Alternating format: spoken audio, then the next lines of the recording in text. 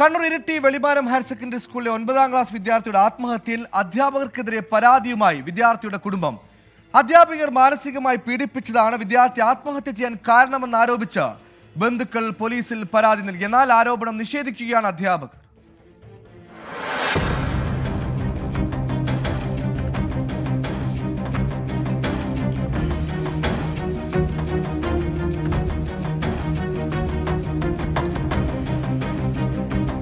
September 3-നാണ് Velimanam saint Sebastian's ഹൈസ്കൂളിലെ 9ാം class വിദ്യാർത്ഥി ആരോമൽ സുരേഷിനെ വീടിനുള്ളിൽ ആത്മഹത്യ ചെയ്ത നിലയിൽ കണ്ടെത്തിയത്.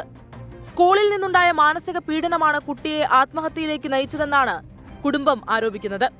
ദിവസങ്ങൾക്ക് മുൻപ് വിദ്യാർത്ഥികൾ കളിക്കുന്നതിനിടെ സ്കൂളിലെ ജനാലച്ചില്ല് തകർന്നിരുന്നു.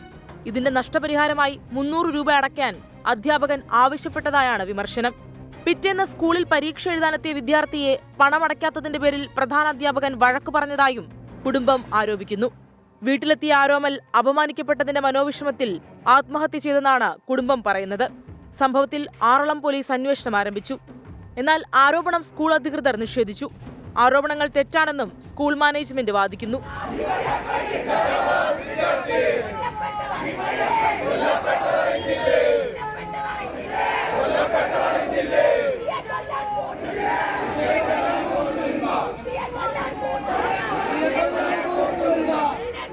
കുറ്റക്കാർക്കെതിരെ കർശന നടപടി ആവശ്യപ്പെട്ട് SFI സ്കൂളിലേക്ക് പ്രതിഷേധ മാർച്ച് സംഘടിപ്പിച്ചു. 24 കണ്ണൂർ. അപമാനിക്കലല്ല അധ്യാപനം.